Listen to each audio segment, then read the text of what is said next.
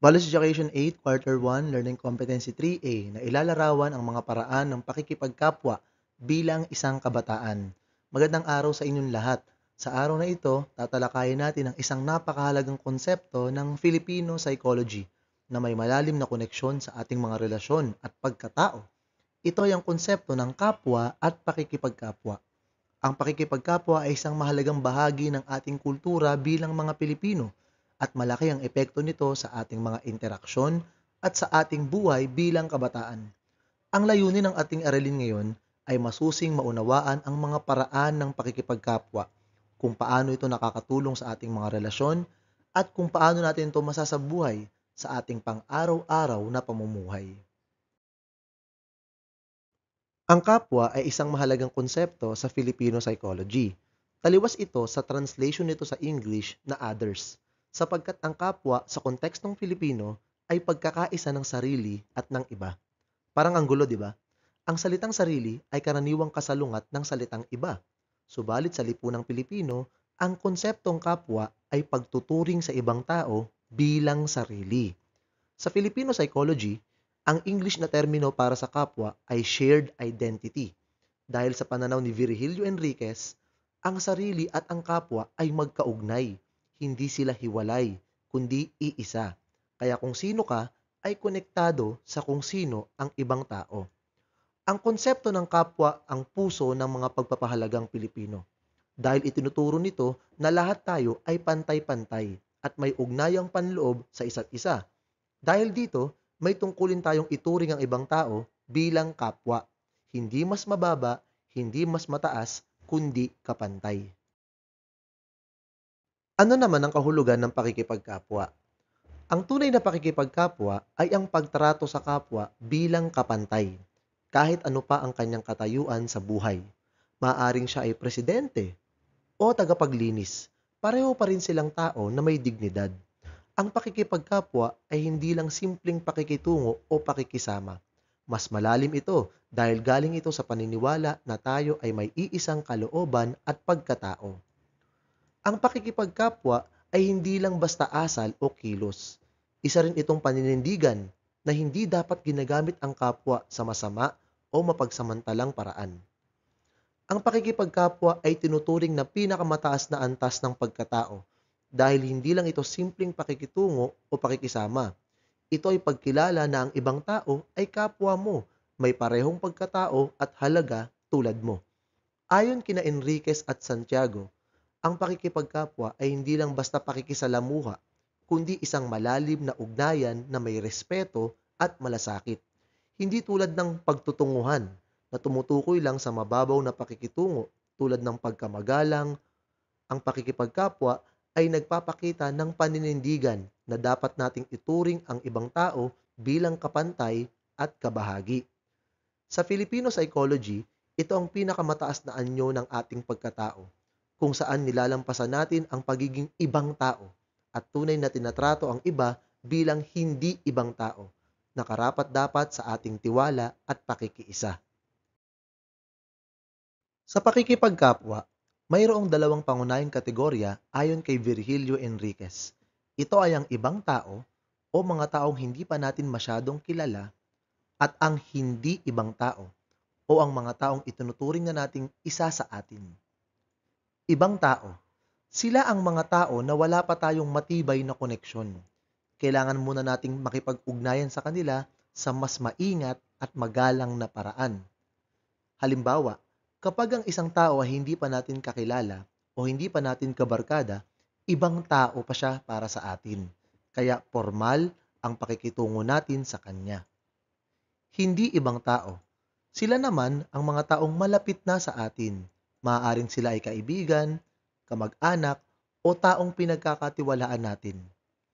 Halimbawa, kapag naging close na tayo sa isang tao, nagkakaroon na ng tiwala at pakikiisa. Tinatrato na natin siyang parang kapamilya o matalik na kaibigan. Mayroong 8 antas ng pakikipagkapwa na nagpapakita kung gaano nakalalim ang ugnayan natin sa isang tao. Ang pakikipagkapwa ay hindi lang basta pakikisalamuha. May proseso ito mula sa pagiging hindi pa close hanggang sa pagiging isang tunay na atin. Pag-uusapan natin ngayon ang mga antas ng pakikipagkapwa sa ibang tao o ang tinatawag nating outsider. Unang antas, pakikitungo o pagpapakita ng paggalang. Ito ang unang hakbang ng pakikisalamuha. Dito, ipinapakita natin ang paggalang sa ibang tao sa pamamagitan ng mabubuting asal tulad ng pagbati, paggamit ng po at opo, at maayos na pakikipag-usap. Wala pang malalim na koneksyon, pero may respeto. Halimbawa ay ang pagbati ng magandang umaga po sa guro o tagapaglinis ng paaralan. Dito ay pinapakita natin ang kabutihang asal at paggalang kahit hindi tayo malapit sa isang tao. Ikalawa ay ang pakikisalamuha o ang pakikihalubilo. Sa antas na ito, nagsisimula na tayong makisama. Nakikihalubilo na tayo sa kanila. Halimbawa, sa mga kamag-aral, kapitbahay, o mga bagong kaibigan. Nag-uusap na tayo at nakikibahagi sa mga simpleng usapan o gawaing pangpangkatan. Halimbawa, pagsali sa isang laro sa PE, kahit hindi mo kaklose ang mga kalaro. Sa antas na ito, nakikihalubilo tayo sa iba. Hindi pa malalim ang ugnayan, pero may bukas na pakikipag-ugnayan. Ikatlo, pakikilahok o pakikisama sa gawain. Dito, hindi lang basta nakikihalubilo, sumasali na tayo sa mga aktibidad nila. Halimbawa, kapag may group work, fiesta, o school project, aktibo tayong kasali. Unti-unti tayong nagiging bahagi ng grupo. Halimbawa ay ang pagsali sa class group activity o cleanliness drive. Dito, aktibo na tayong kasali sa mga gawain ng grupo, hindi lang tayo nakikiusyosyo, nakikilahok tayo. Ikaapat, pakikibagay o pag-aangkop ng sarili. Sa antas na ito, ina-adjust na natin ang ating kilos, pananalita o gawi para mag-blend in sa grupo. Nakikiayon tayo sa ugali ng karamihan para mas mapanatili ang pagkakaisa. Ginagawa natin ito nang hindi nawawala ang sarili, pero may pagsasaalang-alang sa iba. Halimbawa, pagsunod sa klaseng rules kahit iba ang gawi mo sa bahay. Sa pakikibagay, umaayon tayo sa kalakaran ng grupo para mapanatili ang kaayusan. Pinipili nating umangkop sa iba.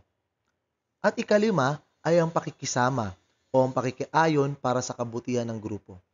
Ito ang pinakamataas na antas sa mga hindi pa natin ganap na ka-close. Dito, nagsasakripisyo tayo para mapanatili ang pagkakasundo ng lahat. Halimbawa, kahit ayaw mo ng isang desisyon, sumasang-ayon ka kung ito ang makakabuti sa lahat. Ito ay tanda ng tunay na pakikiisa. Halimbawa pa ay ang pagkakaisa ng klase para suportahan ang kaklaseng may problema.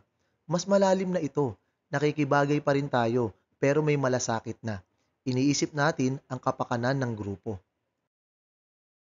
Narito naman ang antas ng pakikipagkapwa para sa mga hindi ibang tao o mga taong tinuturing nating isa sa atin o one of us. Pakikipagpalagayang loob o pagkakaroon ng tiwala at pag-unawa. Dito, malalim na ang relasyon, wala nang ilangan at bukas na ang loob ninyo sa isa't isa. Maaaring kaibigan, kapamilya o taong pinagkakatiwalaan. Nakakapagkwento ka na ng personal at alam mong maiintindihan ka. Halimbawa nito ay pagsasabi ng problema sa matalik na kaibigan na alam mong makikinig. Sa antas na ito, may tiwalaan at bukas na loob. Hindi lang tayo magkakilala, magkaloob na tayo. Sumunod ay ang pakikisangkot o pakikibahagi sa buhay ng iba. Sa antas na ito, hindi ka na lang basta kaibigan. Nakikisangkot ka na sa mga problema o tagumpay ng ibang tao. Kung may pinagdadaanan sila, nandyan ka. Hindi ka lang tagapanood, kasama ka na sa laban. Halimbawa ay ang pagtulong sa isang kamag-aral na biktima ng cyberbullying. Sa pakikisangkot, hindi ka lang nanonood, kumakampi ka na sa tama at nakikialam ka sa isyu ng iba para tumulong. At ang pakikiisa o ang pagkakaisa ng damdamin, layunin at kilos. Ito ang pinakamatinding antas ng pakikipagkapwa. Sa puntong ito, ang damdamin at layunin mo ay isa na sa kanila. Wala nang ako o sila, kundi tayo. Kapag may pangarap sila, pangarap mo na rin. Kapag may laban sila, laban mo rin. Halimbawa ay ang sama-samang kilos ng buong klase para ipaglaban ang karapatan ng isa.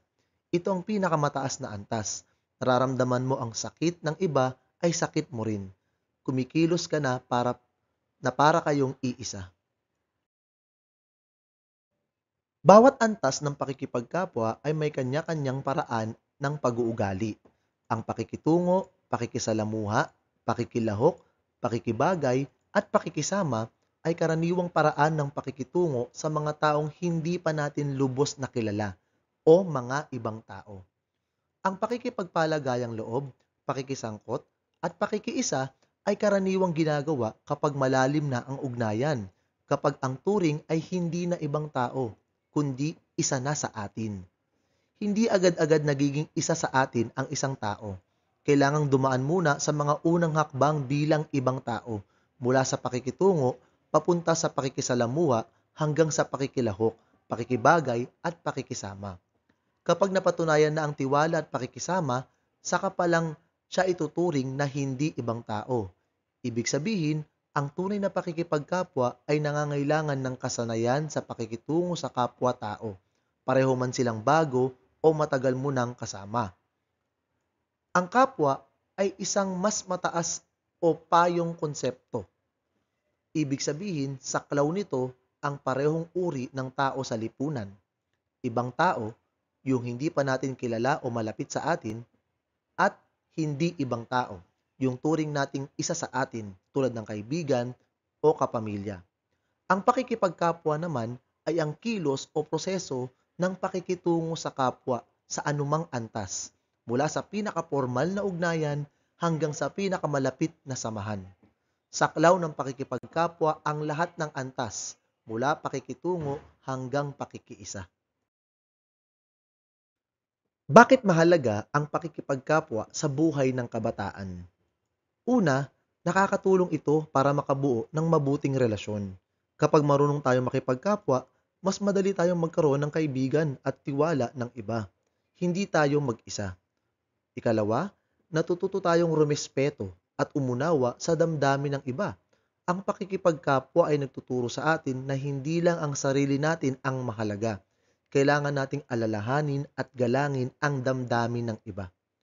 Ikatlo, nagiging mas mapagmalasakit at responsable tayong miyembro ng komunidad. Sa tulong ng pakikipagkapwa, natututo tayong tumulong kahit hindi tayo inuutusan. Nagiging aktibo tayong bahagi ng paaralan at lipunan. At ikaapat, pinapalalim nito ang ating pagka-Pilipino. Ang pakikipagkapwa ay likas sa ating kultura. Kapag ito ay sinasabuhay natin, mas naiintindihan natin kung sino tayo bilang Pilipino. Paano ko ipinapakita ang pakikipagkapwa? Sa araw-araw mong pakikisalamuha, paano mo ipinapakita ang pakikipagkapwa sa iyong kapwa mag-aaral, sa guro, at sa pamilya? Aling antas ng pakikipagkapwa ang karaniwang ginagawa mo? At paano mo mapapalalim pa ang iyong pakikipagkapwa sa ibang tao? Pagsasanay, isulat ang T kung ang pangungusap ay wasto o M kung hindi. 1. Ang kapwa ay tumutukoy lamang sa ibang tao at hindi kasama ang sarili. Ito ay mali. Ang kapwa ay hindi lamang tumutukoy sa ibang tao, kundi sa pagkakaisa ng sarili at ng iba. Ito ay isang shared identity.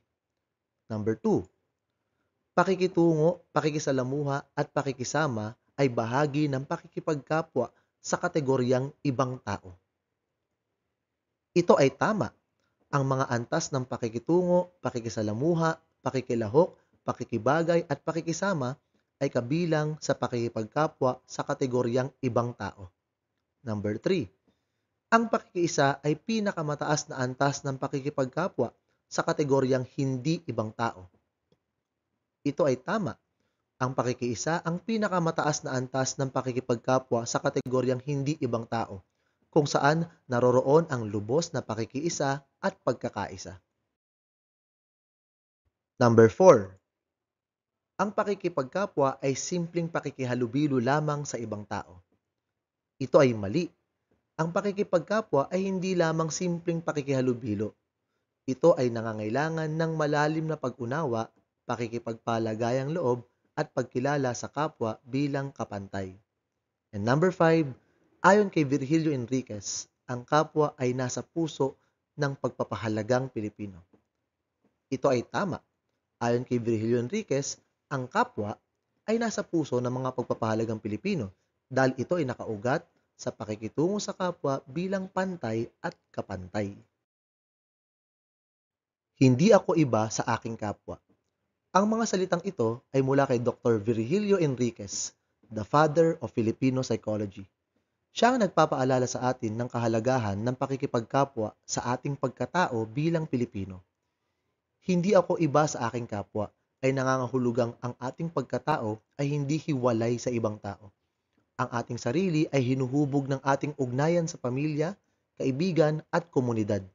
Kapag tayo ay tunay na nakikipagkapwa, pinipili nating kilalanin ang pagkakapantay-pantay at dignidad ng bawat isa. Hindi lang pakikitungo, kundi pagyakap sa kabuuan ng pagkatao ng iba. Sa bawat araw, may pagkakataon tayong ipakita ang ating pagka-Pilipino sa pamamagitan ng malasakit, pag-unawa at pagdadamayan. Ito ang tunay na diwa ng pakikipagkapwa.